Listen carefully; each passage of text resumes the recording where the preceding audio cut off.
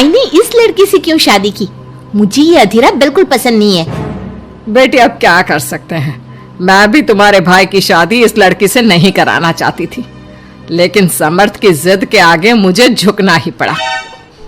समर्थ ने अपनी पसंद की लड़की अधीरा से शादी की है, लेकिन उसकी मां मंजू और बहन सौम्या को अधीरा बिल्कुल पसंद नहीं है।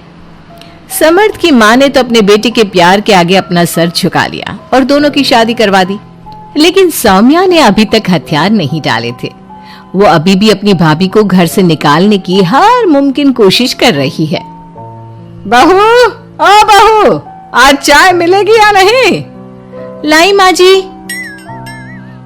एक तो समर्थ भी न जाने कहां से इस लड़की को पकड़ कर ले आया है।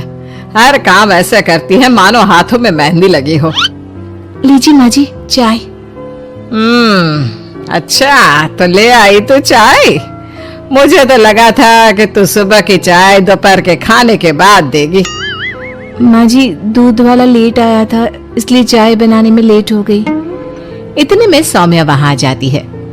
माँ, मैं अपनी सहेली देविका से मिलने जा रही हूँ, शाम को आऊंगी। सौम्या, मैंने तुम्हारे लिए नाश्ता बना दिया है, पहले नाश्ता कर लो फिर चली जाना।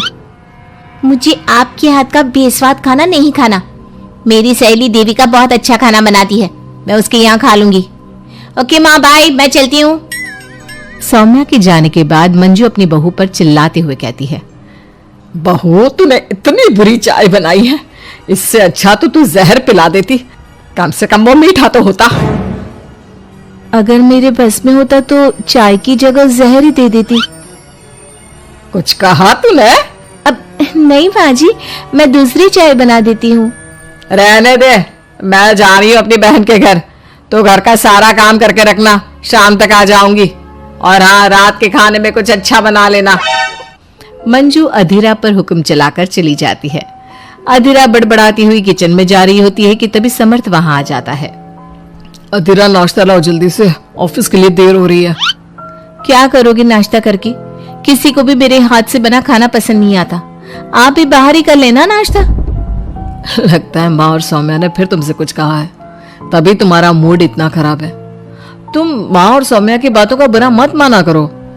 मैंने माँ के खिलाफ जाकर शादी की है ना, इसलिए वो तुमसे कुछ उखड़ी उखड़ी रहती है। लेकिन मुझे पता है, जिस तरह तुमने मेरा दिल जीत लिया, उसी तरह तुम माँ और सौम्या का दिल भी जीत लोगी। बातें बनाना कोई आपसे सीखे। अब आपको ऑफिस के लिए देर नहीं हो रही?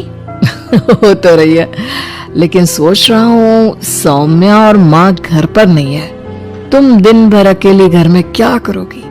मैं आज ऑफिस की छुट्टी कर ही लेता हूँ। नहीं नहीं नहीं, मैं घर में अकेली रह सकती हूँ, आप ऑफिस जाओ। चलो जाओ और अपना काम करो। समर्थ ऑफिस चला जाता है और शाम को जब सभी घर आते हैं, अधीरा सबके लिए बड़े प्यार से खाना तैयार करके रखती है। सौम्या सबसे पहले किचन में जाती है। अरे वाह, खाने की तो बहुत अच्छी खुशबू आ रही है, लेकिन मुझे इस खाने का मजा किरकिरा करना ही होगा। सौम्या खाने के अंदर बहुत सारी हल्दी डालकर चली जाती है। उसके बाद अधीरा सबके लिए खाना लगाती है, लेकिन किसी को भी खाना अच्छा नहीं लगता। छी भाभी, कितना बुरा खाना बनाया है। इससे अच्छा तो आप हमें मना ही कर देती कि आप खाना बनाएंगी ही नहीं, तो हम बाहर से ही कुछ अच्छा खाकर आ जाते। कम से कम हमारे मुंह का स्वाद तो नहीं बिगड़ता। बहू, तूने हम सबको सुबह बिना खाना खाए निकाल दिया, और अब भी हमें बिना खाना खाए सोना पड़ेगा। क्या करती हो अधीरा? तुम्हें खाना बनाना भी नहीं आता क्या? दिमाग खराब कर दिया। समर्थ गुस्से में वहां से चला जाता है। उसके पीछे पीछे सौम्या भी जाती है। भैया, हमने आपसे कितना मना किया था कि इस लड़के से शादी मत करो मत करो, लेकिन आपने हमारी एक नहीं सुनी।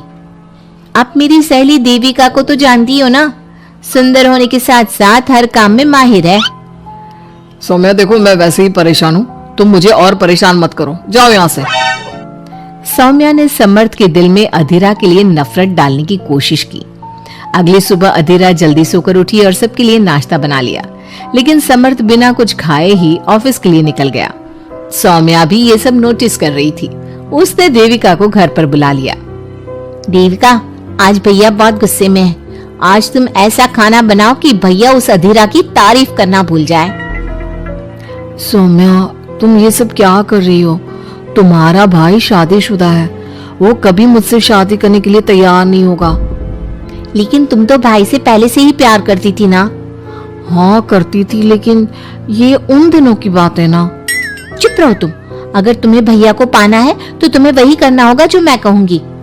सौम्या ने जैसा जैसा कहा देविका ने वैसा ही किया। देविका ने बहुत ही स्वादिष्ट खाना बनाया। शाम को सभी लोग इकट्ठा हुए और सबने एक साथ मिलकर खाना खाया। इतना मजेदार खाना खाकर सबने देविका की खूब तारीफ की। समर्थ ने अपनी पत्नी को ताना देते हुए कहा, अधीरा, देविका ने कितना अच्छा खाना बनाया है। तुम्हें देविका से खाना बनाना सीखना चाहिए। अब तो ये रोज की बात हो गई। सौम्या हर बार देविका को अपने घर बुलाती और किसी न किसी बात पर अधीरा को शर्मिंदा करती। सौम्या अपने भाई की बात देविका से कराने लगी। अब समर्थ भी देविका से प्यार करने लगा। सौम्या ने अपने भाई से कहा, भैया आपको देविका पसंद है ना? अरे तुम ये क्यों पूछ रही हो? क्योंकि मैं चाहती हूँ कि आप देविका से शादी कर लो। अरे सौम्या, ये मुमकिन नहीं है, क्योंकि देविका मुझसे शादी करने के लिए कभी तैयार नहीं होगी और अधीरा भी इस रिश्ते से खुश नहीं होगी। आप देविका की चिंता मत करो, उससे मैं बात कर लूंगी। आप बस अधीरा भाभी को समझा दो। सौम्या की बात सुनकर समर्थ अधीरा के पास जाता है। वो उससे अपनी और देविका की शादी की बात करता है। अधीरा, मैं देविका से शादी करना चाहता हूँ। क्या? आप शादी करोगे? लेकिन क्यों? क्योंकि मैं उससे प्यार करता हूँ। प्यार तो आप मुझसे भी करते थे। कल कोई और लड़की पसंद आ जाएगी तो तीसरी शादी कर लोगे? देखो अधीरा, तुम्हें घर में कोई पसंद नहीं करता। तुम्हारी शादी मैंने माँ के खिलाफ जाकर की थी। अब तुम मेरे और देविका के बीच में मत आओ, प्लीज। क्यों बीच में ना आओ? मैं ये शादी नहीं होने दूंगी, आप चाहे कुछ भी कहो। अधीरा के लाख विरोध के बावजूद भी सौम्या और मंजू ने समर्थ की शादी देविका से करवा दी। आखिरकार सौम्या अपनी भाभी की सौतन ले ही आई। शादी के बाद देविका ने घर में आते ही घर वालों के साथ कैसा सलूक किया और अधीरा के साथ क्या हुआ, ये सब जानने के लिए इंतजार कीजिए हमारे अगले एपिसोड का।